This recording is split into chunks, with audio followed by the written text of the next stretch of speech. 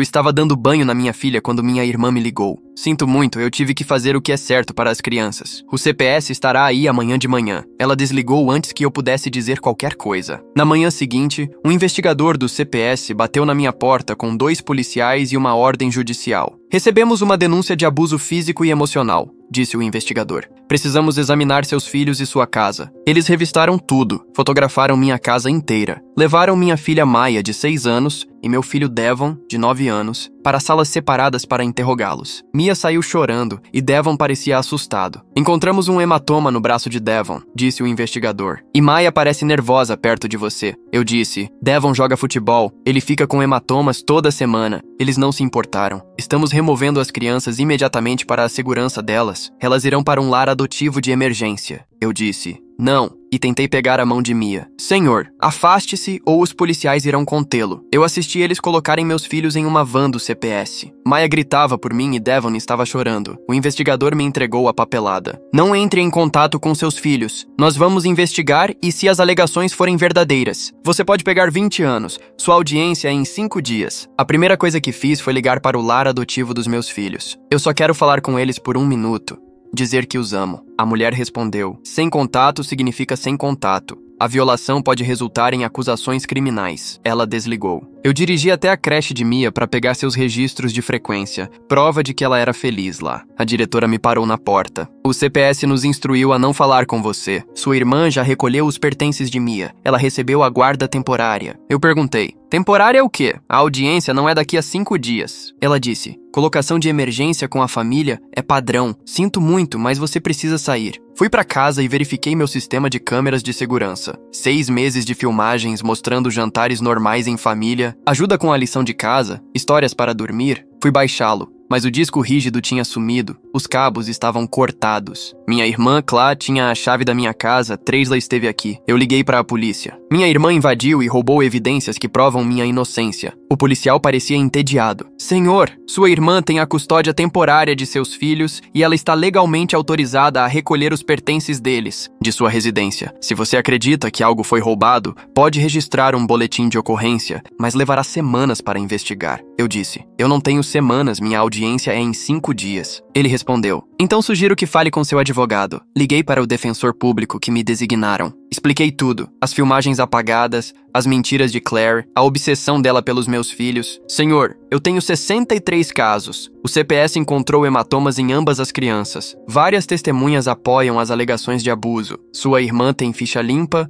um casamento estável e passou em um estudo domiciliar em 48 horas. Isso não acontece a menos que ela já tivesse iniciado o processo meses atrás. Eu disse, exatamente, ela planejou isso. Ele perguntou, você tem provas disso? Eu não tinha. Farei o meu melhor, mas as evidências são esmagadoras. Eu me prepararia para perder a custódia. Passei o dia seguinte ligando para todos que conheciam minha família. O pediatra de Maia, o treinador de futebol de Devon, meus vizinhos, a família da minha falecida esposa, e todas as ligações terminaram da mesma maneira. Ninguém acreditou em mim. No 4º dia, usei minhas economias para contratar um investigador particular. Preciso que encontre provas de que minha irmã planejou isso. Históricos de busca, mensagens de texto, qualquer coisa. Ele me ligou de volta naquela tarde. Senhor, não posso aceitar seu caso. O advogado da sua irmã entrou em contato comigo e disse que se eu interferir na investigação do CPS, posso perder minha licença, sinto muito. Na noite anterior à audiência, sentei-me em minha casa vazia e chorei. Eu tentei de tudo.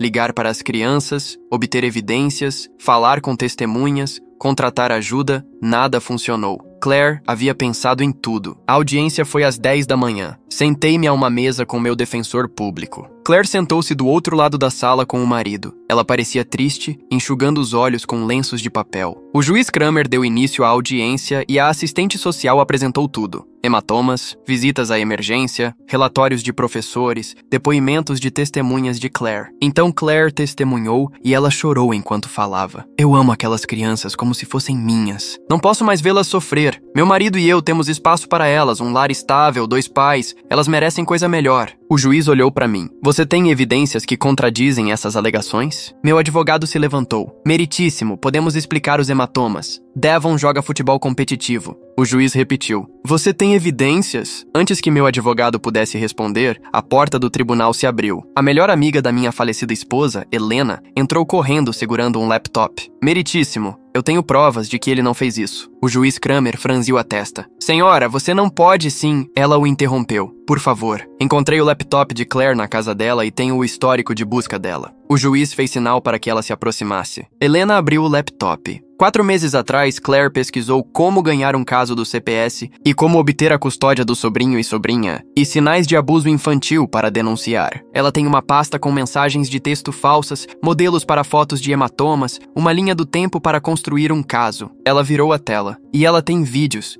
que ela gravou dela mesma dizendo a Maya e Devon que o pai deles não os queria mais. O tribunal ficou em silêncio. O juiz Kramer examinou o laptop e olhou para Claire. "Você fabricou essas alegações para obter a custódia dos filhos do seu irmão?" O rosto de Claire desmoronou. "Eu não posso ter filhos", ela soluçou. "Eles me amam. Eu seria uma mãe melhor." A expressão do juiz Kramer endureceu enquanto ele olhava para Claire. O tribunal explodiu com murmúrios chocados e suspiros das poucas pessoas na galeria. 2 oficiais de justiça moveram-se em direção à mesa de Claire, enquanto seu marido estava sentado completamente congelado, o rosto pálido e vazio, como se não pudesse processar o que estava acontecendo. Claire continuou soluçando em suas mãos, seus ombros tremendo, mas o juiz levantou a mão pedindo silêncio. A sala ficou quieta. Ele olhou diretamente para Claire e sua voz era fria e firme quando falou. Os oficiais de justiça agora estavam de cada lado dela, esperando a ordem do juiz. Eu sentei à minha mesa assistindo isso acontecer, e parte do meu cérebro não conseguia acreditar que era real. Minha irmã estava prestes a ser presa. O pesadelo que começou há 5 dias, quando o CPS levou meus filhos, poderia realmente estar terminando. O juiz Kramer ordenou que os oficiais de justiça levassem Claire sob custódia para a investigação de perjúrio e apresentação de denúncias falsas. Os oficiais avançaram, e um deles tocou o braço de Claire. Ela olhou para eles com os olhos vermelhos e inchados, e não resistiu enquanto a ajudavam a se levantar. Seu marido finally se moveu, estendendo a mão para ela, mas um oficial levantou a mão e balançou a cabeça. Claire foi levada em direção à porta lateral do tribunal, ainda chorando, e eu a observei ir, sentindo uma estranha mistura de alívio, descrença e raiva, tudo ao mesmo tempo. O juiz virou-se para mim e sua expressão era séria, mas não mais fria. Ele explicou que, embora a confissão de Claire mudasse tudo, o protocolo do CPS exigia uma reavaliação completa antes que a custódia pudesse ser restaurada. Meu coração despencou direto para o meu estômago. Eu pensei que aquele momento significava que eu teria Maya e Devon de volta agora mesmo, hoje, imediatamente. Mas o juiz continuou falando sobre procedimentos, avaliações e documentação adequada. Ele agendou uma audiência de acompanhamento de emergência para dali a 3 dias. Mais 3 dias sem meus filhos. Mais 3 dias deles pensando que eu os abandonei. Senti a mão do meu defensor público no meu braço, mas não consegui olhar para ele. O juiz Kramer anunciou um recesso e, de repente, as pessoas estavam se movendo e falando. Helena correu para mim de onde ela estava, perto da bancada do juiz. Eu me levantei e ela me abraçou, e eu a abracei de volta com tanta força que meus braços tremiam.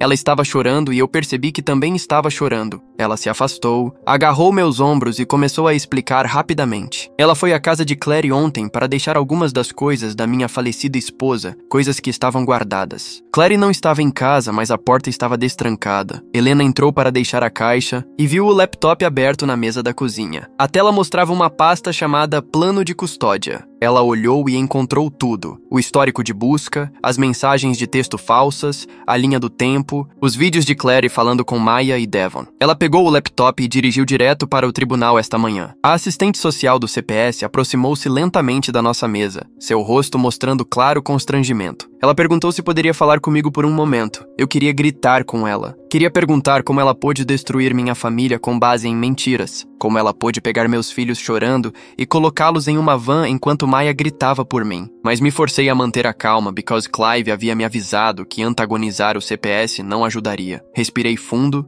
e assenti. Ela disse que precisava me entrevistar novamente com essas novas informações. Ela se desculpou pela remoção inicial, mas explicou que eles precisam agir com base em denúncias de abuso. Eu apenas assenti novamente porque não confiava em mim mesmo para falar sem gritar. O juiz Kramer nos chamou de volta após 15 minutos. Todos voltaram aos seus lugares, exceto Claire, que já havia partido. O juiz emitiu uma ordem temporária, permitindo visitação supervisionada a partir de amanhã. Foi-me concedido 2 horas com meus filhos em uma instalação do CPS. 2 horas com meus próprios filhos. Depois de 5 dias completely isolado deles, parecia um presente e um insulto ao mesmo tempo. Eram meus filhos e eu não fiz nada de errado, mas eu tinha que vê-los em alguma sala estéril, com uma assistente social nos observando como se eu pudesse machucá-los. Mas era melhor que nada. Era melhor que o silêncio e a separação dos últimos 5 dias. Meu defensor público se inclinou para perto depois que o juiz terminou e falou baixinho. Ele sugeriu que eu contratasse um advogado particular agora que o caso havia tomado essa reviravolta dramática. Ele explicou que obter a custódia totalmente restaurada e mover acusações contra Claire exigia uma experiência que ele não tinha tempo para fornecer. Ele tinha outros 63 casos. Ele pegou um cartão de visita e escreveu 3 nomes no verso. Advogados de direito de família, especializados em casos complexos de custódia. Ele me entregou e desejou sorte. Saí do tribunal segurando aquele cartão e sentindo-me determinado a ligar para os 3 nomes hoje. Caminhei até meu carro no estacionamento e sentei-me ao volante por 1 minuto, apenas respirando. Então olhei para o primeiro nome da lista e coloquei o endereço no meu celular. O escritório ficava no centro, a 20 minutos de distância. Dirigi direto para lá sem ligar antes. A recepcionista pareceu surpresa quando entrei e pedi para ver Clive Doherty sem hora marcada. Expliquei minha situação em frases rápidas. O CPS levou meus filhos há 5 dias. Minha irmã fabricou alegações de abuso. O laptop dela provou que ela planejou tudo. Acabei de sair do tribunal onde ela confessou. Preciso de ajuda para ter meus filhos de volta. A recepcionista pegou o telefone e falou baixinho. 2 minutos depois, um homem de uns 50 anos, com cabelos grisalhos e um terno elegante, saiu. Ele se apresentou como Clive e me levou ao seu escritório. Sentei-me em frente à sua mesa e ele ouviu enquanto eu explicava tudo novamente com mais detalhes. Ele pediu para ver as evidências do laptop de Helena e as ordens do juiz desta manhã. Peguei a papelada e ele leu tudo cuidadosamente. Então ele ergueu os olhos e me disse que aceitaria meu caso. Precisávamos agir rápido e documentar tudo enquanto as memórias estavam frescas. Ele pegou um bloco de notas e começou a tomar notas. Clive explicou que, mesmo com a confissão de Claire, eu precisaria reconstruir meu caso do zero com evidências positivas da minha paternidade. A prova das mentiras dela não era suficiente por si só. Eu precisava mostrar que era um bom pai, não apenas provar que ela era uma mentirosa. Passamos 2 horas analisando tudo. Minha documentação da vida familiar normal, fotos no meu celular dos jogos de futebol de Devon e das atividades de Mia na creche, boletins escolares, registros médicos mostrando check-ups regulares. Ele fez uma lista de testemunhas que precisávamos entrevistar. O treinador de Devon, a diretora da creche de Mia, vizinhos que me viram com as crianças, qualquer um que pudesse fornecer declarações sobre minha paternidade. Quando saí do escritório dele, eram quase 17 e eu me sentia exausto, mas também mais esperançoso do que nos últimos dias. Na manhã seguinte, cheguei ao centro de visitação do CPS 30 minutos adiantado. Minhas mãos suavam e meu coração disparava ao pensar em ver Maya e Devon depois de 5 dias que pareceram anos. Sentei-me na sala de espera olhando o relógio. Finalmente, uma assistente social saiu e me levou por um corredor, até uma pequena sala com brinquedos, uma mesa e cadeiras. Ela me disse para esperar. 5 minutos depois, a porta se abriu e eles trouxeram meus filhos. Maya me viu e correu chorando. Caí de joelhos e a agarrei, e ela se chocou contra mim, soluçando. Ficou parado na porta, parecendo incerto. Seu rosto estava fechado e seus olhos vermelhos, como se tivesse chorado recentemente. Segurei Maya contra meu ombro com um braço e estendi a outra mão para Devon. Ele olhou para minha mão e depois para o meu rosto e caminhou lentamente para mais perto. Eu o puxei para o abraço também e segurei meus 2 filhos, tentando não chorar. A assistente social sentou-se em uma cadeira no canto, nos observando. Maya soluçava em meu ombro, dizendo "papai", repetidamente. Devon ficou rígido em meus braços no início, mas gradualmente relaxou um pouco. Eu disse a eles que os amava e que senti muito a falta deles. Maya se afastou e olhou para o meu rosto, com lágrimas escorrendo pelas bochechas. Ela perguntou por que a tia Claire os levou embora. Eu não sabia como responder isso de uma forma que uma criança de 6 anos entendesse. Devon se afastou de mim completamente e deu um passo para trás. Ele olhou para mim com uma expressão que era de raiva, mágoa e confusão, tudo ao mesmo tempo. Então ele me perguntou por que eu deixei que eles o levassem embora. A pergunta dele me atingiu como um soco no estômago. Ele tinha 9 anos e não entendia que eu não tive escolha, nenhum poder para impedir o que aconteceu. Ele achava que eu simplesmente deixei o CPS levá-los. Ele achava que eu não lutei por eles. Sentei-me no chão com os dois e os puxei para perto. A assistente social no canto se mexeu na cadeira, mas não disse nada. Olhei para o rosto de Devon e vi toda a mágoa e confusão ali. E tentei descobrir como explicar algo que eu mal entendia. Eu disse a ele que lutei o mais que pude, que liguei para advogados, tentei obter evidências e fiz tudo o que era possível. Mas o juiz acreditou nas mentiras da tia Claire, e eu não tive poder para impedir o que aconteceu. Maya ainda estava pressionada contra mim e se afastou para me olhar com lágrimas nas bochechas. Ela perguntou por que Claire mentiria sobre eu machucá-los. Eu não tinha uma boa resposta para uma criança de 6 anos. Como você explica a uma criança que um adulto de confiança fabricou um caso inteiro para roubá-las? Optei por dizer a ela que às vezes os adultos tomam decisões muito ruins quando estão tristes. Que a tia Claire queria tanto ter filhos que fez algo terrível para tentar tirá-los de mim. Devon ficou quieto por 1 minuto. Então ele me disse algo que fez meu estômago despencar. Ele disse que durante os 5 dias na casa de Claire, ela continuou dizendo a ele e a Maya que eu não os queria mais de verdade. Ela disse que eles seriam mais felizes morando com ela para sempre, que ela poderia dar a eles coisas que eu não podia, que eu probably estava aliviado por eles terem ido embora. Senti-me mal ouvindo isso. Maya assentiu e disse que Claire lhe disse a mesma coisa, que o papai estava cansado de cuidar dele sozinho. A extensão do dano psicológico que Claire infligiu em apenas 5 dias me atingiu então. Ela não tinha apenas mentido para o CPS no tribunal. Ela havia trabalhado ativamente para destruir a confiança dos meus filhos em mim, para fazê-los acreditar que eu os havia abandonado voluntariamente. Entendi naquele momento que, mesmo depois de recuperar a custódia, estaríamos lidando com esse trauma por meses ou anos. Sentamos juntos naquele chão e eu os abracei, tentando tranquilizá-los de que nada do que Claire disse era verdade. Eu disse a eles que estava tentando vê-los todos os dias, que havia contratado advogados, lutado no tribunal e feito tudo o que podia para trazê-los para casa. Devon perguntou se eu estava dizendo a verdade, e ouvir essa pergunta do meu próprio filho quebrou algo dentro de mim, mas mantive minha voz firme e disse que sim, absolutamente, que eu nunca pararia de lutar por eles. Maya perguntou quando eles poderiam voltar para casa e eu tive que dizer a ela que ainda não sabia, mas estava trabalhando nisso. As 2 horas passaram rápido demais. Brincamos com alguns dos brinquedos na sala e perguntei sobre o que eles estavam fazendo, tentando manter as coisas o mais normais possível. Mas o tempo todo eu estava ciente da assistente social nos observando e do relógio na parede correndo. Quando ela finalmente se levantou e disse que a visitação havia acabado, o rosto de Mia se desfez. Ela agarrou minha camisa e começou a gritar que não queria ir. Tentei acalmá-la, mas ela estava histérica, chorando e agarrada a mim enquanto a assistente social se aproximava. O corpo inteiro de Devon ficou rígido e seu rosto ficou sem expressão, como se ele estivesse se desligando emocionalmente para se proteger. A assistente social me disse que eu precisava deixar Maya ir, e eu tentei soltar os dedos dela da minha camisa enquanto ela gritava. Outra funcionária entrou para ajudar e elas a removeram fisicamente de mim enquanto ela soluçava. Devon apenas ficou lá, congelado, sem olhar para mim. Eu observei eles levarem meus filhos para fora daquela sala e não pude fazer nada para confortar Maya ou alcançar Devon, e a assistente social me disse que o limite de tempo era firme, independentemente da angústia das crianças. Sentei-me naquela sala vazia por alguns minutos depois que eles saíram, tentando me recompor. Então dirigi direto para o escritório de Clive. Sua recepcionista viu meu rosto e me levou para dentro imediatamente. Contei a ele tudo sobre a visitação, sobre a pergunta de Devon, a manipulação de Claire e o terror de Maya ao ser separada novamente. Clive tomou notas e me disse que isso era realmente útil para o nosso caso, pois demonstrava o dano psicológico que Claire causou. Ele disse que já havia entrado com uma moção para aumentar as visitações e para uma avaliação psicológica de emergência das crianças por um especialista independente. Ele explicou que documentar a manipulação de Claire fortaleceria nosso caso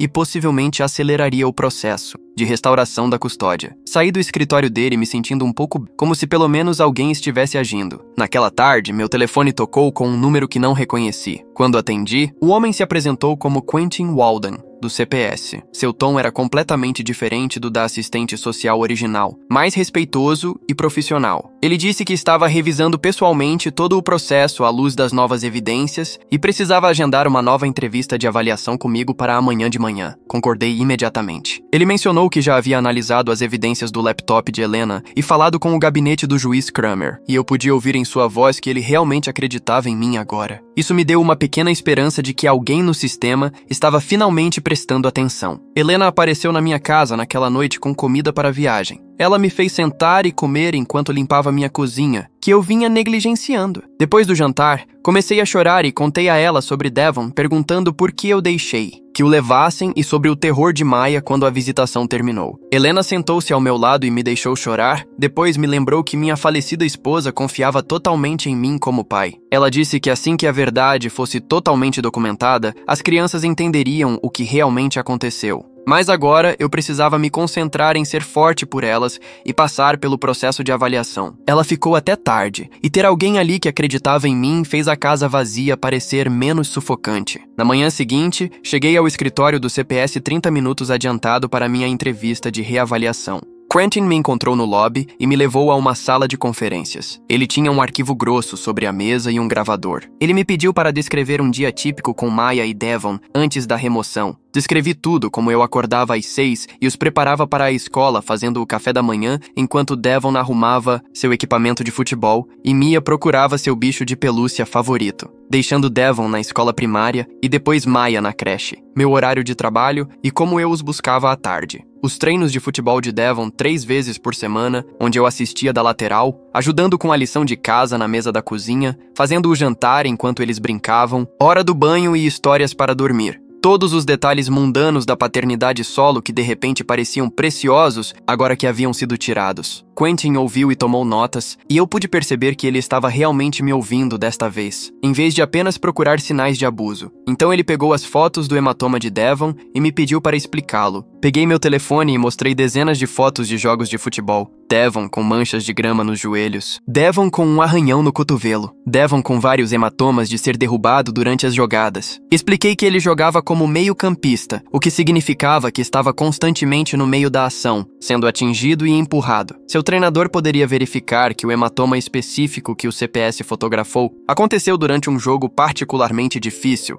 3 dias antes de aparecerem na minha porta. Quentin assentiu e fez mais anotações. Discutimos o nervosismo de Mia durante a entrevista original. Expliquei que ela sempre foi tímida com estranhos, que ser subitamente separada de mim e interrogada por adultos desconhecidos em um lugar desconhecido, obviamente deixaria qualquer criança de 6 anos ansiosa. Não era evidência de abuso, era evidência de ansiedade normal de estranhos na infância, combinada com o trauma de ser removida de seu pai. Quentin pareceu entender isso. Ele me disse que estava recomendando o aumento das visitações para 4 horas diárias, enquanto a avaliação completa continuava. Ele disse que a remoção inicial foi baseada nas declarações falsas de Clary e em evidências circunstanciais que pareciam piores do que eram. E agora que a verdade estava emergindo, ele queria começar a reconstruir o vínculo entre pais e filhos imediatamente. Isso pareceu uma pequena vitória. Quando cheguei em casa naquela tarde, Clive ligou. O juiz Kramer havia aprovado o aumento das visitações a partir de amanhã. Melhor ainda, o juiz havia ordenado uma avaliação psicológica independente de nós 3 por Martha Pike, uma terapeuta especializada em casos de alienação parental. Clive explicou que a avaliação levaria 2 semanas e envolveria várias sessões comigo e sessões separadas com cada criança. O relatório de Martha seria crucial para a audiência final de custódia. Ele me disse que eu precisava ser completamente honesto com ela, sobre tudo, incluindo as partes difíceis da paternidade solo e as vezes em que tive dificuldades, porque tentar me apresentar como perfeito prejudicaria minha credibilidade mais do que admitir os desafios normais da paternidade. Na manhã seguinte, dirigi até a instalação do CPS para minha segunda visitação com Maya e Devon. Minhas mãos tremiam menos do que da última vez, porque agora eu sabia o que esperar. A assistente social os trouxe, e Maya correu para mim imediatamente, mas seu choro era mais baixo, mais controlado. Devon caminhou slowly e sentou-se ao meu lado no chão, em vez de ficar perto da porta. Abracei Maya e estendi a mão para tocar o ombro de Devon, e ele não se afastava. Sentamos juntos e Devon começou a fazer perguntas sobre o que estava acontecendo com o caso. Ele queria saber quando poderia voltar para casa e se o juiz acreditava em nós agora. Expliquei que todos sabiam que a tia Clary mentiu e que estávamos trabalhando para consertar tudo, o que pareceu ajudá-lo a relaxar um pouco. Maya manteve os braços em volta da minha cintura o tempo todo, mas não estava gritando ou tremendo como antes. Devon perguntou se poderíamos jogar um jogo, e eu peguei as cartas que havia trazido. Jogamos Vá Pescar, e Devon realmente sorriu quando ganhou. E aquele pequeno sorriso pareceu a maior vitória que eu tive em semanas. A assistente social tomou notas do seu canto, mas permaneceu em silêncio na maior parte do tempo. Quando a visitação terminou, Devon me abraçou de despedida sem que eu pedisse primeiro. e Maya chorou apenas por 1 minuto antes que a assistente social os levasse embora. Sentei no meu carro depois e liguei para Clive para contar sobre o progresso. Ele disse que Devon fazendo perguntas era um bom sinal de que ele estava processando, em vez de se fechar completamente. Durante a próxima visitação, 2 dias depois, Devon falou sobre Claire diretamente. Ele me perguntou por que ela contou mentiras sobre nós, e eu expliquei cuidadosamente que o juiz cometeu um erro, porque a tia Claire contou histórias que não eram verdadeiras. Mas agora todos sabiam dos fatos reais, e estávamos trabalhando para consertar isso. O rosto de Devon ficou sério, e ele perguntou se Claire iria para a cadeia. Eu lhe disse honestamente que ainda não sabia, o que levou a uma conversa complicada sobre como às vezes as pessoas que fazem coisas ruins são doentes por dentro e precisam de ajuda de médicos, não apenas de punição. Devon pensou sobre isso por um tempo e depois perguntou se estar doente tornava aceitável o fato de Claire ter mentido. Expliquei que estar doente não torna isso aceitável, mas nos ajuda a entender por que ela fez algo tão terrível. Maya ouviu nossa conversa, mas não disse muito. Apenas ficou perto de mim e brincou com os blocos que eu trouxe. Devon perguntou se nós estávamos doentes também, e eu lhe prometi que éramos saudáveis e fortes, e que o que aconteceu conosco não foi nossa culpa. Ele pareceu satisfeito com essa resposta. E seguimos em frente, falando sobre seu time de futebol e os jogos que ele havia perdido. A assistente social que nos observava fez mais anotações, e eu me perguntei o que ela estava escrevendo, se via o mesmo progresso que eu, ou se estava documentando problemas que eu não conseguia ver. Minha primeira sessão com Martha Pike aconteceu na tarde seguinte, em seu consultório do outro lado da cidade. Ela tinha uma voz calma e olhos gentis que me lembravam um pouco da minha falecida esposa, o que tornava mais fácil falar. Martha fez perguntas detalhadas sobre meu relacionamento com cada criança, como passávamos nossos dias, como eram nossas rotinas, como eu lidava com disciplina, lição de casa e hora de dormir. Ela perguntou sobre a morte da minha falecida esposa há 3 anos e como tínhamos lidado como família desde então. Eu lhe disse a verdade sobre os dias difíceis em que me sentia sobrecarregado, tentando ser ambos os pais. As vezes em que perdi a paciência com a atitude de Devon ou as birras de Mia. Os momentos em que chorei no meu quarto depois que as crianças foram dormir, porque sentia muito a falta da minha esposa. Martha anotava, mas seu rosto permanecia neutro e solidário. Expliquei que não era um pai perfeito, que cometia erros e tinha dias ruins, mas amava meus filhos e sempre colocava suas necessidades em primeiro lugar.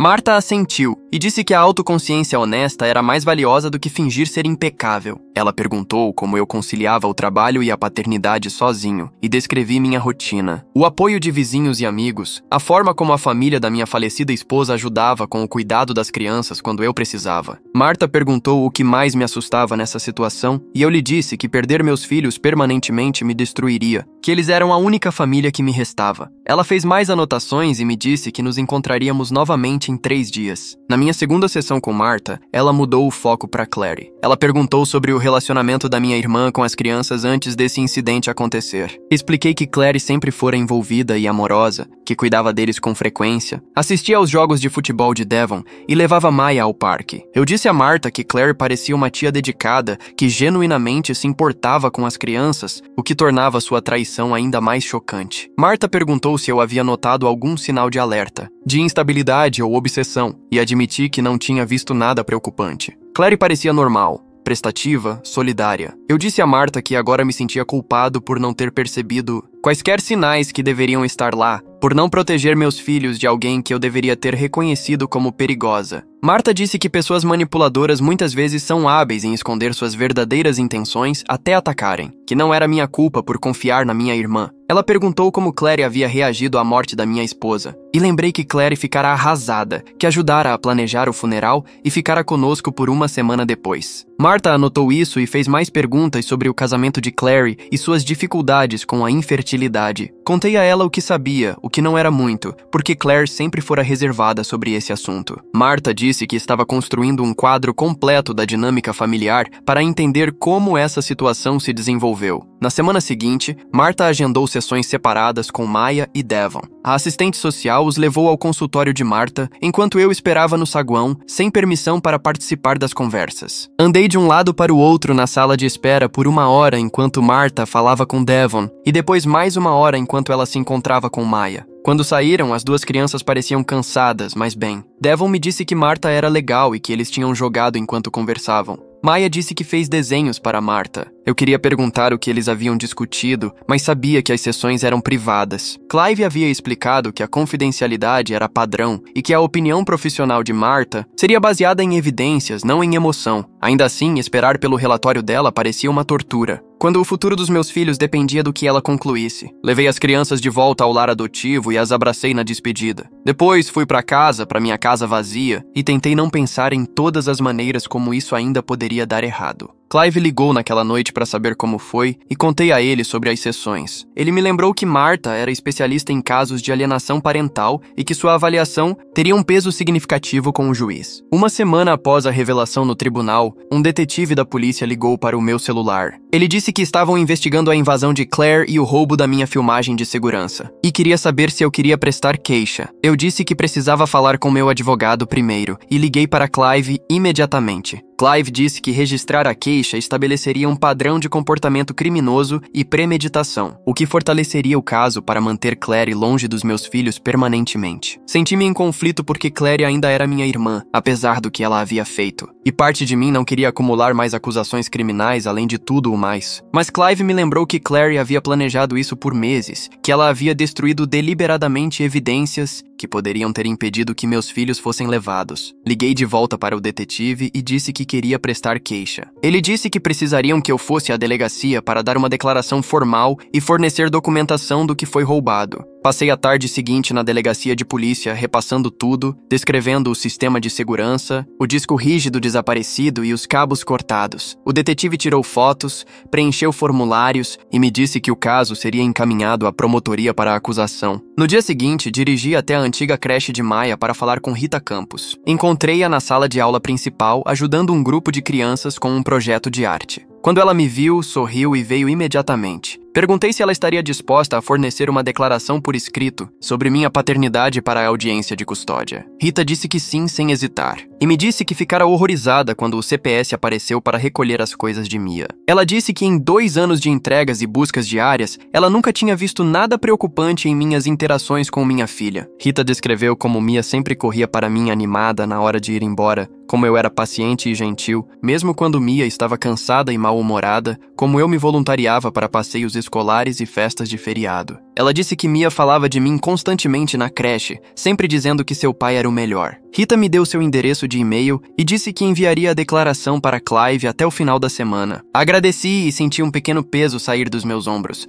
sabendo que tinha pelo menos uma pessoa que poderia atestar por mim como pai. Da creche, dirigi direto para os campos de futebol onde Hudson Travis estava dando treino para o time de Devon. Esperei até o treino terminar e então me aproximei de Hudson perto do depósito de equipamentos. Ele me reconheceu immediately e perguntou como Devon estava. Expliquei a situação brevemente e perguntei se ele forneceria uma declaração sobre os hematomas de Devon e nosso relacionamento. Hudson disse que sim, com certeza, e me disse que ficara chocado quando soube da investigação do CPS. Ele disse que Devon era entusiasmado com o futebol e era derrubado constantemente durante jogos e treinos, que hematomas eram completamente normais para um meio-campista que jogava tão agressivamente quanto Devon. Hudson mencionou que eu havia comparecido a todos os treinos e jogos, que eu havia ajudado a treinar ocasionalmente, quando precisavam de adultos extras, que Devon falava constantemente sobre seu pai, e o vínculo deles era óbvio para todos no time. Ele disse que escreveria uma declaração detalhada e a enviaria a Clive em 2 dias. Hudson perguntou quando Devon poderia voltar ao time, e eu disse que esperava que em breve, que estávamos trabalhando para restaurar a custódia. Ele disse que o time sentia falta de Devon e que vários pais haviam perguntado por ele. Naquela noite, meus vizinhos bateram na minha porta. O casal de idosos que morava ao lado entrou e sentou-se à minha mesa da cozinha. Eles me disseram que haviam sido interrogados pelo CPS durante a investigação inicial e que haviam dado declarações positivas sobre mim. Disseram que haviam dito à assistente social que nunca tinham ouvido gritos ou visto algo inapropriado nos 3 anos em que éramos vizinhos. Eles estavam com raiva por suas declarações terem sido aparentemente ignoradas em favor das mentiras de Claire. A esposa disse que me observava como pai de Maya e Devon pela janela da cozinha e sempre achou que eu estava fazendo um trabalho maravilhoso como pai solteiro. O marido disse que ficariam felizes em testemunhar em qualquer audiência, se necessário, que queriam ajudar da maneira que pudessem. Agradeci e me senti grato por ter vizinhos que realmente prestavam atenção e se importavam o suficiente para se envolver. Eles ficaram para um café e conversamos sobre o caso, as crianças e o quanto eu sentia falta de tê-los em casa. Quando saíram, a esposa me abraçou e me disse para permanecer forte que a verdade venceria no final. Minha quarta visitação com as crianças aconteceu 3 dias depois. Quando a assistente social os trouxe, Devon caminhou direto para mim e me abraçou primeiro, sem hesitar. Senti um nó na garganta porque era a primeira vez que ele iniciava o contato desde que tudo começou. Maya me abraçou também e todos nós sentamos no chão juntos. Eu havia trazido jogos de tabuleiro e jogamos pelas 2 horas inteiras. Devon falou sobre futebol e perguntou quando poderia voltar a treinar. Eu disse a ele que esperava que muito em breve, que seu treinador sentia falta dele e o time o queria de volta. Maya me contou sobre o lar adotivo e as outras crianças lá, como ela tinha sua própria cama e uma luz noturna porque tinha medo do escuro. Jogamos Candyland e Sorry, e Devon venceu os 2 jogos. Por breves momentos, quase pareceu normal, como se estivéssemos apenas tendo uma tarde normal juntos, em vez de uma visitação supervisionada em uma instalação do CPS. Devon perguntou se poderíamos comer pizza no jantar quando ele voltasse para casa, e prometi que pediríamos seus sabores favoritos. Maya disse que queria dormir em sua própria cama novamente porque a cama do lar adotivo era muito dura. A assistente social anunciou que o tempo havia acabado, e a realidade voltou com tudo. Devon me abraçou na despedida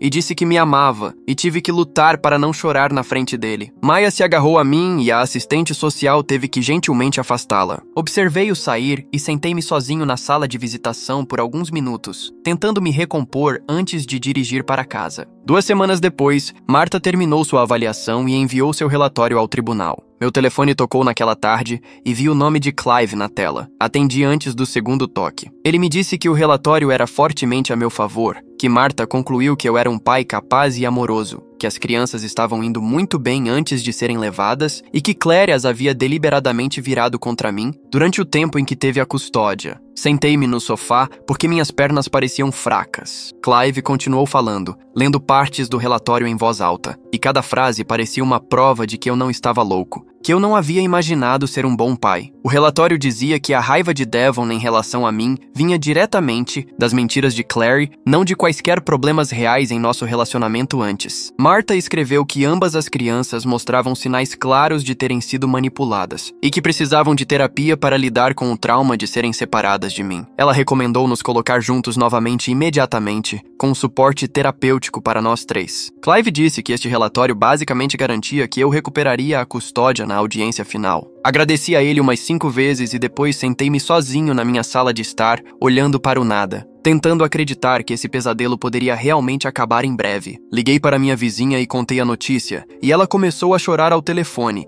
dizendo que estava rezando por esse resultado. Eu queria contar a Maya e Devon, mas não podia contatá-los. Então, apenas fiquei com o conhecimento de que alguém oficial finalmente tinha visto a verdade. 2 dias antes da audiência final, Clive ligou novamente. A promotoria entrou em contato com ele sobre a apresentação de acusações criminais contra Claire. Eles estavam pensando em processá-la por registrar denúncias falsas, mentir sob juramento e prejudicar crianças através de abuso psicológico. Eles queriam saber o quão incisivo eu queria que fossem contra ela. Clive disse que eu precisava me encontrar com a promotora para discutir isso. Então marcamos uma reunião para a manhã seguinte. Passei aquela noite pensando em Claire sentada numa cela de prisão e me sentindo mal com isso. Mesmo depois de tudo o que ela fez, ela ainda era minha irmã. Parte de mim se lembrava dela antes de tudo isso. Quando ela era apenas minha irmã que amava meus filhos, trazia presentes e torcia nos jogos de futebol de Devon. Mas outra parte de mim se lembrava de Maya gritando naquela van do CPS e de Devon perguntando por que eu deixei que o levassem. O escritório da promotoria ficava em um prédio no centro da cidade com detectores de metal na entrada. Encontrei-me com uma mulher que tinha o arquivo de Claire espalhado sobre sua mesa. Ela me perguntou o que eu queria que acontecesse com minha irmã. Tentei explicar como me sentia, mas as palavras saíram confusas. Eu disse que Claire estava claramente doente da cabeça, que precisava de ajuda psicológica mais do que de prisão. Mas eu também estava com tanta raiva pelo que ela fez meus filhos passarem, que parte de mim queria que ela fosse punida o máximo possível. A promotora ouviu e tomou notas. Contei a ela sobre Claire não poder ter filhos e como isso a tinha deixado desesperada, e como ela amava Maya e Devon desde que eram bebês. Eu disse que não sabia se isso tornava o que ela fez melhor ou pior.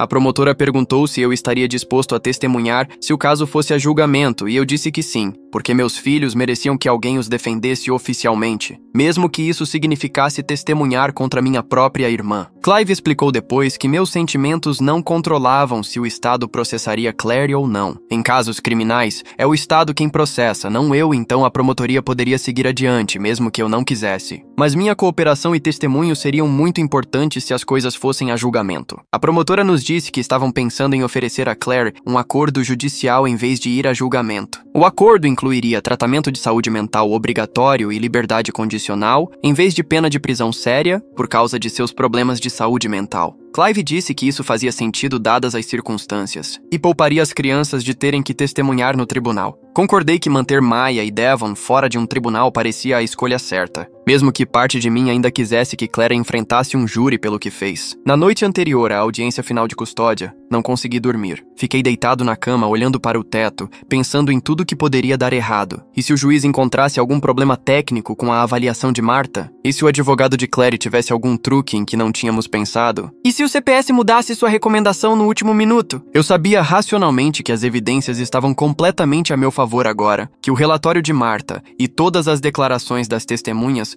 tornavam meu caso sólido, mas não conseguia impedir meu cérebro de inventar desastres. Levantei-me por volta das 3 da manhã, fiz café e sentei-me à mesa da cozinha revisando toda a papelada que Clive havia preparado. Li o relatório de Martha novamente, focando nas partes sobre como as crianças estavam bem antes de Claire destruir tudo. Olhei as declarações de Rita, Hudson e meus vizinhos, todos dizendo que eu era um bom pai que amava seus filhos. Mas ainda me sentia apavorado de que, de alguma forma, o sistema falharia comigo novamente, como falhou quando acreditaram nas mentiras de Claire em primeiro lugar. A audiência final começou às 10h da manhã. Sentei-me ao lado de Clive na mesma mesa, onde me sentei durante aquela primeira audiência terrível. O juiz Kramer entrou, todos se levantaram e então nos sentamos novamente, e ele começou a revisar as evidências. Ele tinha a avaliação de Martha à sua frente e leu partes dela em voz alta. Ele falou sobre as declarações das testemunhas de Rita e Hudson e meus vizinhos e mencionou o relatório atualizado do CPS de Quentin, que recomendava me devolver à custódia. O juiz olhou diretamente para mim e perguntou se eu estava preparado para apoiar as crianças com terapia, para lidar com o trauma pelo qual passaram. Eu lhe disse que sim,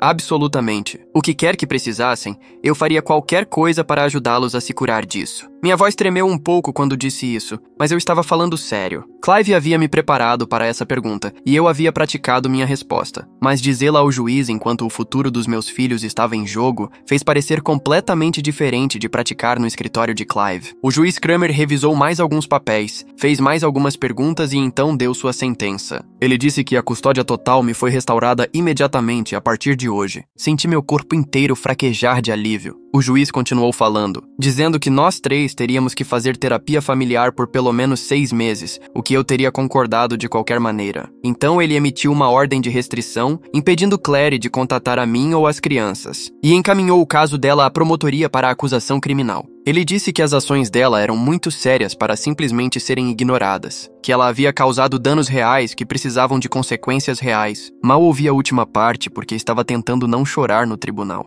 Clive colocou a mão no meu ombro e percebi que a audiência havia acabado, que eu realmente tinha vencido, que eu ia ter meus filhos de volta. Depois que o juiz saiu, Clive me disse que eu poderia buscar Maya e Devon no lar adotivo naquela tarde. O alívio me atingiu com tanta força que fiquei tonto e tive que sentar por 1 minuto. Tudo o que eu vinha carregando por semanas de repente pareceu mais leve, como se eu pudesse finalmente respirar direito de novo. Clive apertou minha mão e me disse que o trabalho duro da cura estava apenas começando, que recuperar a custódia era apenas o primeiro passo. Ele me lembrou que as crianças passaram por um trauma e que reconstruir nossa família levaria tempo, paciência e provavelmente muitas sessões de terapia, mas pelo menos estaríamos juntos como uma família enquanto fazíamos isso. E era isso que mais importava. Agradeci por tudo o que ele fez, por acreditar em mim quando quase ninguém mais acreditou, por lutar para trazer meus filhos para casa. Dirigi até o lar adotivo naquela tarde com as mãos tremendo no volante. O endereço era em um bairro a cerca de 20 minutos da minha casa. Estacionei em frente a uma casa de aparência normal com brinquedos no quintal e bati na porta. Uma mulher atendeu. Eu disse quem eu era, e ela sorriu e me convidou para entrar. Ela chamou por Maya e Devon e ouvi seus passos correndo pelo corredor. Maya me viu primeiro. Seu rosto se iluminou e ela começou a chorar lágrimas de felicidade enquanto corria em minha direção.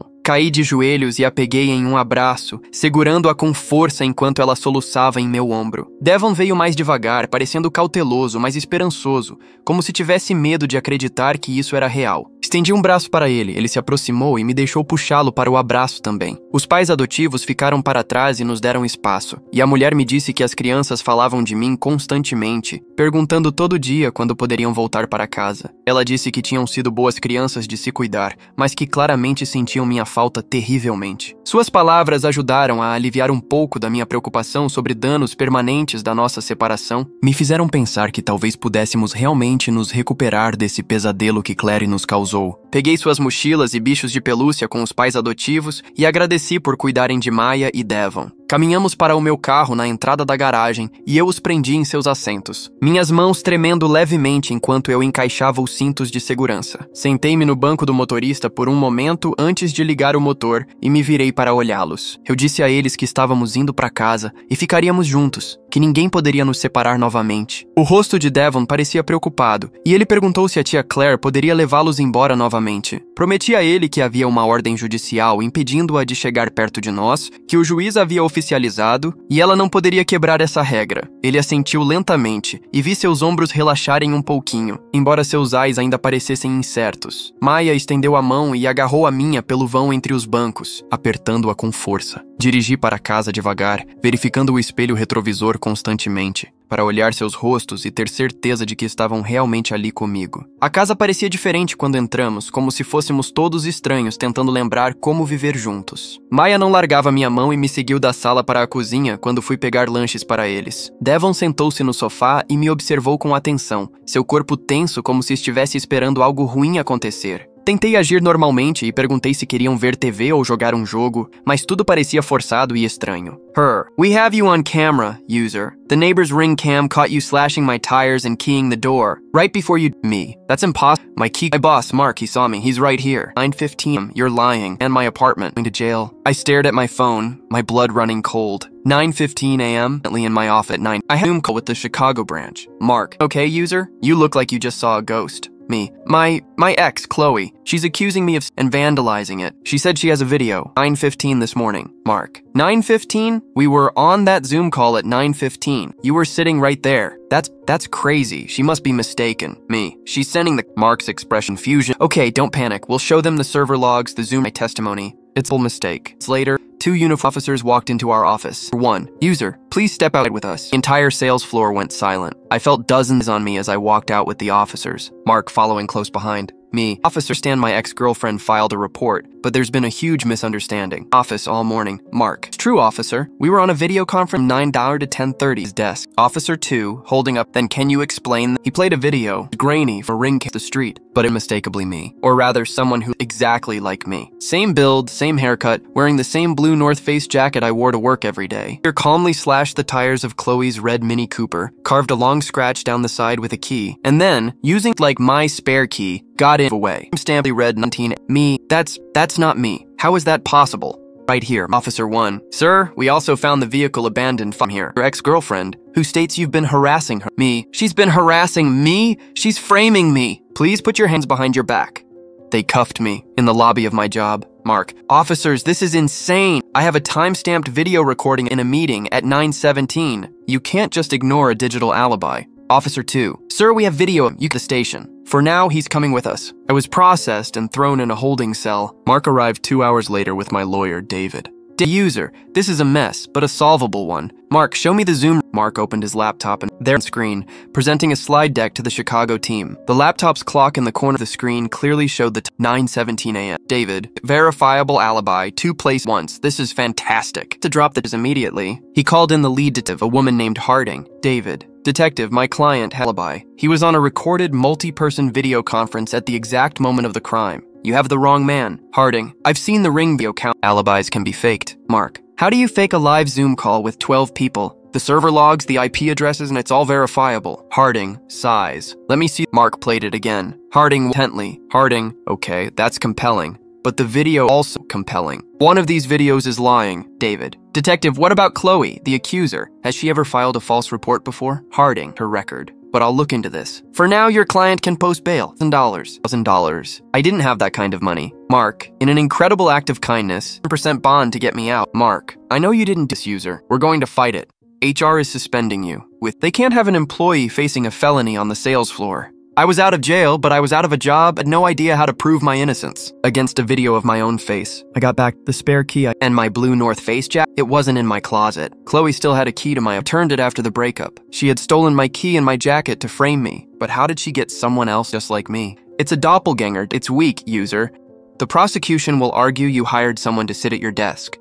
Zoom call was a recorded video you looped. Me interacting with me on that. They asked me questions. David, we will get to David's. But Chloe is claiming you're a master manipulator. We need something concrete. She is the mid-haze. Changed my locks. I called my building manager. My own building for the manager? Sure, user, let me pull it up. We watched the lobby. 4:45 a.m., then leaving for work. 8:30 a.m., Chloe. She uses her key to get into the building and heads to the elevator. At 8:50 a.m., she leaves. She's something bundled my jacket. Me. There, that's her. She broke in and stole my jacket. Manager. She used a key. User. Not breaking in if she has a key. Me. But she stole my property. Copy of this? I sent the video to David. David. Meditation. The jacket. But it doesn't solve the problem. Who did she give it to? I started thinking about Chloe's life, friends, her family, and then her cousin, Leo. Leo. I had only met him twice. He was a grifter, always in trouble, always borrowing money. And he a little like me. Same height, same dark hair. Put him in my jacket across the street. He couldn't for me. I scoured Chloe's Instagram. She was meticulous in her posts, but hers were a different. I found a photo from 6 months ago, a family barbecue. There was Chloe, and standing next to her grilling was Leo. He was wearing a baseball cap,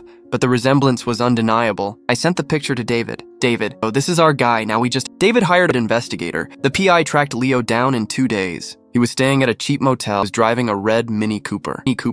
He hadn't abandoned, he was hiding it. David, he still got the car. This is incredible. She didn't just want to frame you for vandalism. She wanted to frame you for Grand Theft Auto, and then keep the car and file conspiracy and filing a false police report. Harding. David. Detective, we know who really stole the car. Chloe's cousin, Leo. He's at the Motel 6 and he has the car with him. Harding, we're sending I sat at David's office, shaking for an hour. Finally, Harding called back. Aquela primeira noite foi mais difícil do que eu esperava, porque o trauma havia mudado todos os nossos padrões normais. Maya se recusou a ir para o próprio quarto e chorou quando sugeri. Então arrumei cobertores no chão do meu quarto para as 2 crianças. Devon não discutiu o arranjo, mas ficou quieto e continuou olhando para a porta, como se estivesse verificando rotas de fuga. Fiz o jantar favorito deles naquela noite, nuggets de frango e macarrão com queijo, com palitos de cenoura ao lado. Sentamos juntos à mesa da cozinha, pela primeira vez em quase 3 semanas, e senti uma estranha mistura de alívio e tristeza. A conversa foi travada no início, com longos silêncios entre comentários sobre nada importante. Maya mal tocou na comida e perguntou se poderíamos comer ali todas as noites agora, e eu prometi que sim.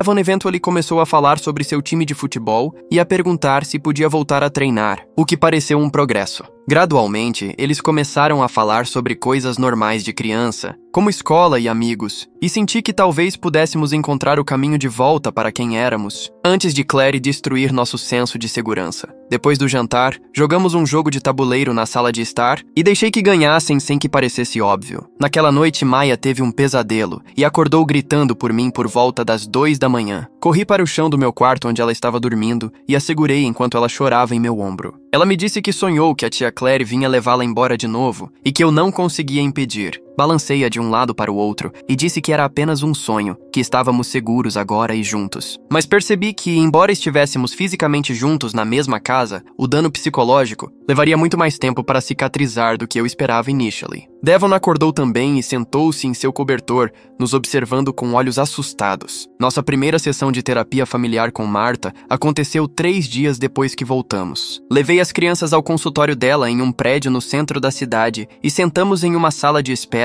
com pôsteres alegres nas paredes. Marta saiu para nos buscar e ela tinha um sorriso caloroso, que immediately deixou as crianças à vontade. Ela trabalhou conosco na reconstrução da confiança e no processamento do trauma, fazendo perguntas sobre como nos sentíamos e o que mais nos assustava. Ela me deu estratégias específicas para ajudar as crianças a se sentirem seguras novamente, incluindo manter rotinas extremamente consistentes e ser paciente com comportamentos regressivos. Ela explicou que a dependência de Mia e a vigilância de Devon eram respostas normais ao que aconteceu. Na semana seguinte, Devon começou a ter explosões de raiva por frustrações menores, que nunca o incomodaram antes. Ele jogou a bola de futebol longe no quintal, quando errou um gol, e gritou com Maya por tocar em sua lição de casa. Liguei para Marta e ela explicou que era uma resposta normal, a impotência que ele sentiu durante a separação. Ela me ensinou técnicas para ajudá-lo a expressar sua raiva com segurança e me lembrou que suas emoções não eram realmente sobre o gatilho imediato. Ela disse que a raiva dele era sobre a traição maior que ele sofreu quando os adultos em quem confiava o decepcionaram. Pratiquei manter a calma quando ele explodia e dar-lhe espaço para sentir seus sentimentos sem julgamento.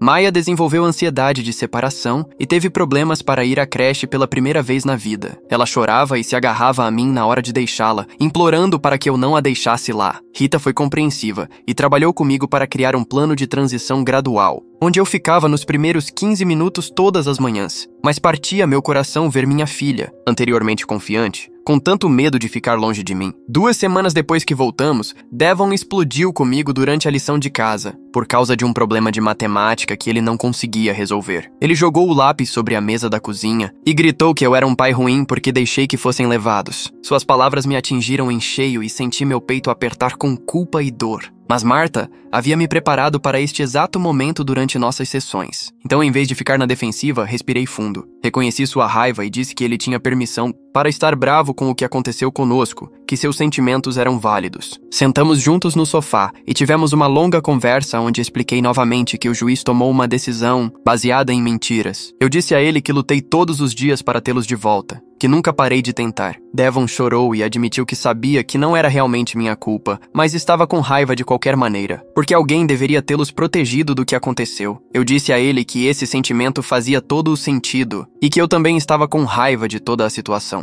Ficamos sentados juntos por um tempo e ele finalmente se encostou no meu ombro. Mais tarde, naquela semana, Clive me ligou com notícias sobre o caso de Claire. A promotoria estava oferecendo a ela um acordo judicial em vez de ir a julgamento. Ela se declararia culpada de registrar denúncias falsas e de colocar crianças em risco em troca de 5 anos de liberdade condicional e tratamento psiquiátrico obrigatório. O acordo incluía visitação supervisionada permanente apenas se eu escolhesse permitir o contato com as crianças. Clive disse que o advogado de Claire indicou que ela aceitaria o acordo, o que significava que não haveria julgamento e nem forçaria as crianças a testemunhar sobre o que aconteceu. Senti-me aliviado por não termos que passar por um longo processo judicial que manteria o trauma vivo. Sentei-me no escritório de Clive no dia seguinte e disse a ele que não tinha certeza de como me sentir sobre o acordo. Parte de mim queria que Claire enfrentasse um tempo sério de prisão pelo que ela nos fez passar. Clive recostou-se na cadeira e explicou que um julgamento completo levaria meses,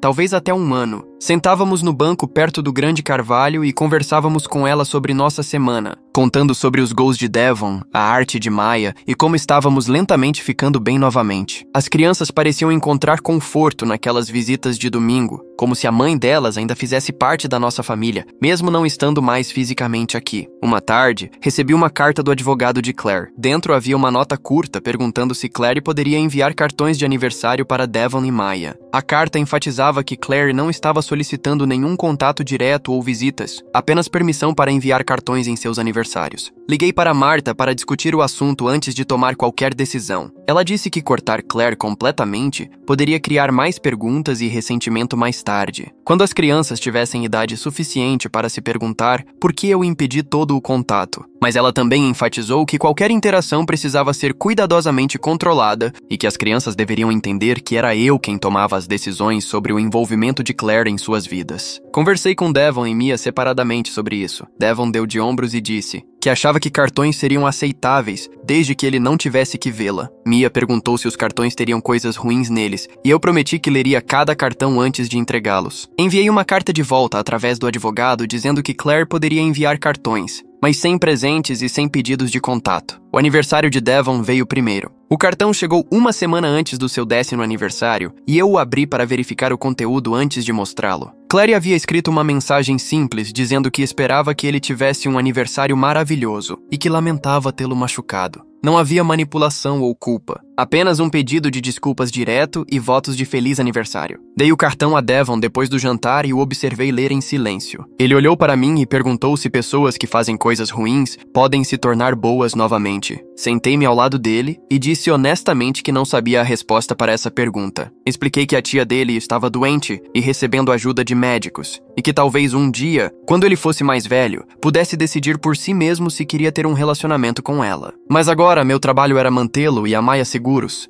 e isso significava controlar o quanto de contato eles tinham com alguém que os havia machucado. Devon assentiu, colocou o cartão na cômoda e não falamos mais sobre isso naquela noite. A festa de 7º aniversário de Maya aconteceu 2 semanas depois. Fizemos algo pequeno, apenas com alguns amigos da creche e nossos vizinhos que nos apoiaram e testemunharam em meu nome. Decorei a sala de estar com serpentinas e balões, enquanto Maya me ajudava a cobrir seu bolo de aniversário. Seus amigos chegaram e brincaram no quintal, suas risadas enchendo a casa de um jeito que não acontecia desde antes do CPS aparecer à nossa porta. Quando chegou a hora de cantar parabéns, Maya parou em frente ao bolo com 7 velas acesas e um sorriso enorme no rosto. Ela fechou os olhos para fazer um pedido e apagou todas as velas de uma só vez. Todos aplaudiram e comemoraram. Cortei fatias de bolo e observei Maya e suas amigas comerem e darem risadinhas juntas. Olhando para minha filha cercada de amigos e genuinamente feliz, pensei no quanto havíamos avançado desde aquela manhã terrível em que tudo desmoronou. As crianças são mais fortes do que os adultos imaginam. Maya e Devon sobreviveram a algo que teria quebrado muitas pessoas e estavam encontrando o caminho de volta para a alegria e a confiança. Ainda tínhamos dias difíceis pela frente e sessões de terapia para enfrentar,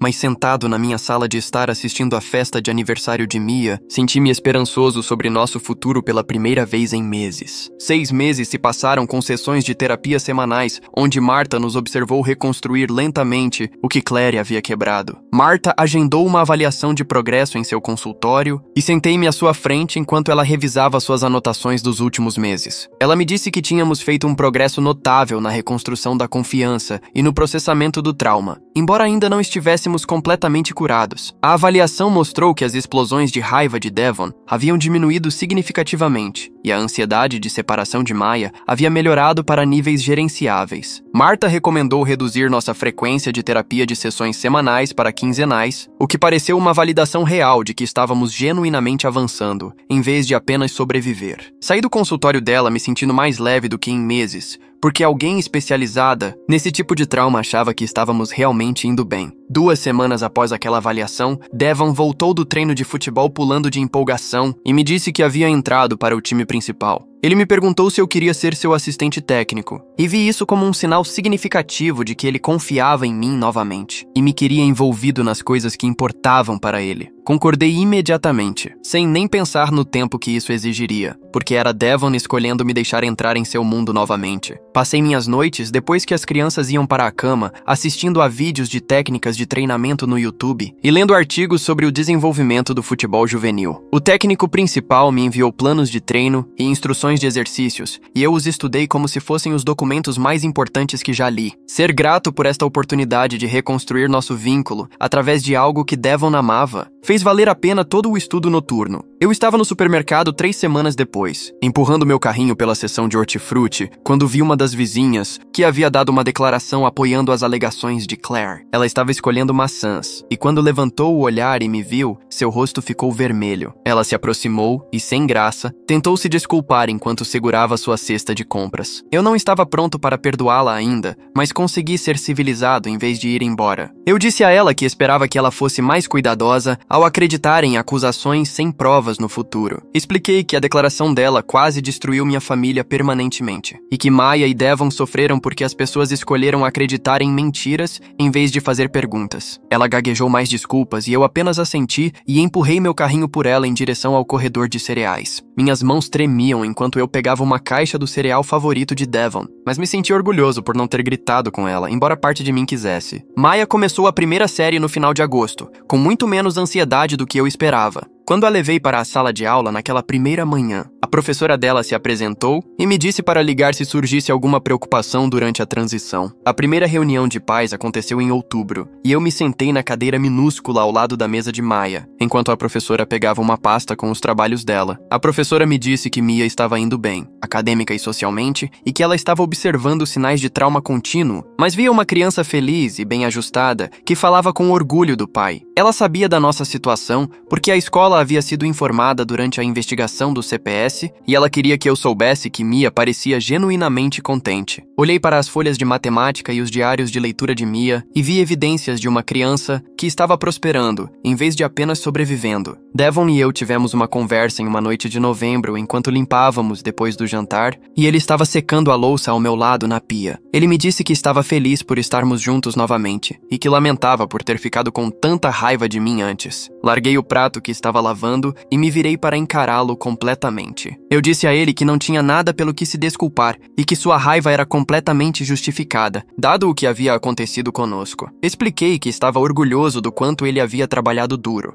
na terapia para processar seus sentimentos e dar outra chance ao nosso relacionamento. Devon me abraçou ali mesmo na cozinha, com a água da louça molhando nossas camisas, e percebi que aquela foi a primeira vez que ele iniciou um gesto de carinho desde a reunificação. Ficamos ali por um longo momento antes que ele se afastasse e pegasse outro prato para secar, como se nada tivesse acontecido, mas tudo tivesse mudado. No aniversário de 1 ano do dia em que o CPS levou meus filhos, convoquei uma reunião de família, depois do jantar e sentamos juntos na sala de estar. Eu disse a eles que queria falar sobre o quanto havíamos avançado desde aquela manhã terrível. Maya disse que não tinha mais sonhos assustadores sobre ser levada embora, e sua voz estava confiante quando disse isso. Devon disse que se sentia seguro agora, e que não estava mais preocupado com alguém o levando de nossa casa novamente. Eu disse a ambos que o que aconteceu conosco foi terrível, mas também provou que nada poderia separar nossa família permanentemente. Havíamos sobrevivido a algo que poderia ter nos destruído, e em vez disso, escolhemos lutar para voltar um para o outro. Maya subiu no meu colo, embora estivesse ficando grande demais para isso, e Devon sentou-se perto, o suficiente para que nossos ombros se tocassem. Tomei a decisão de não buscar mais nenhum contato com Claire, nem mesmo visitas supervisionadas, porque as crianças estavam prosperando sem ela em suas vidas. Trazê-la de volta poderia desestabilizar o progresso que trabalhamos tanto para alcançar. Liguei para Marta para discutir minha decisão e ela a apoiou completamente. Marta me lembrou que eu sempre poderia revisitar a decisão mais tarde se as circunstâncias mudassem, mas agora minha prioridade precisava ser proteger a cura que havíamos conquistado. Ela disse que as crianças estavam indo notavelmente bem e que adicionar Claire de volta em suas vidas poderia desencadear uma regressão em seu progresso. Senti-me aliviado por Marta concordar com meu instinto, porque parte de mim se preocupava se eu estava sendo muito duro ao cortar Claire completely. O jogo do campeonato de futebol de Devon aconteceu em um sábado frio no início de dezembro, e eu estava na lateral com minha jaqueta de assistente técnico, observando o jogo se desenrolar. O placar estava empatado faltando 2 minutos quando Devon pegou a bola no meio-campo. Ele driblou 2 defensores e chutou de fora da área, e a bola fez uma curva perfeita, até o canto superior da rede. O árbitro apitou o gol e todo o time de Devon correu para comemorar com ele. Após o apito final, Devon correu direto para mim e me abraçou na frente de todo o time e de todos os pais assistindo. Naquele momento, percebi que havíamos realmente reconstruído o que Claire tentou destruir. O vínculo entre nós estava na verdade mais forte agora, porque tínhamos sobrevivido a algo terrível juntos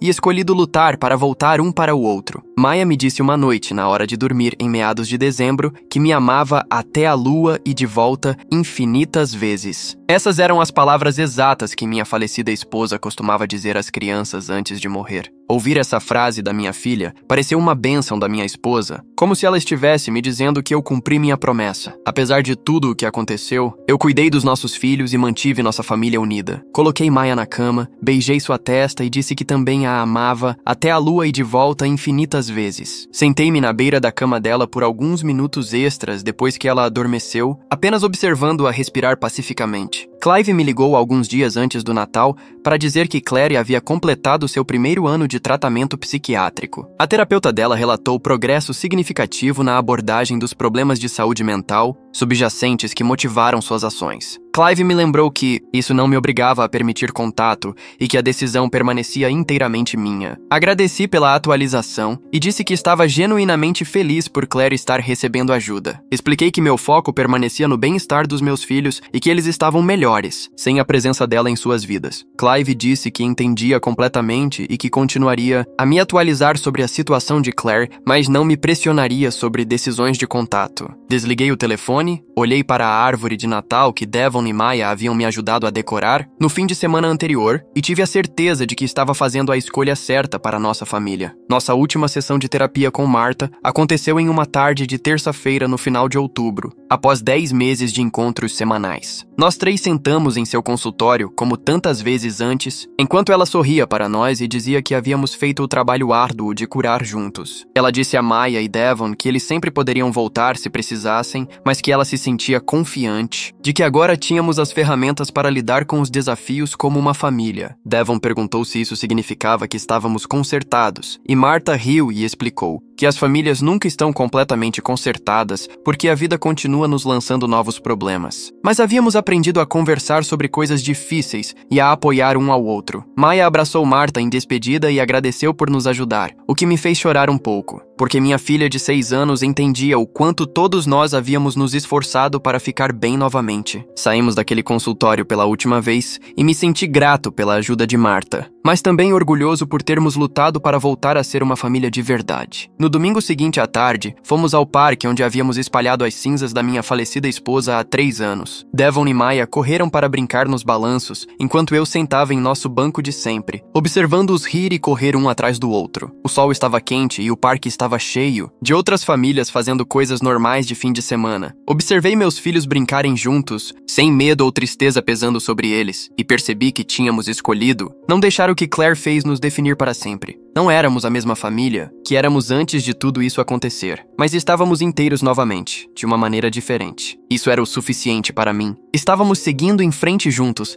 e era isso que mais importava.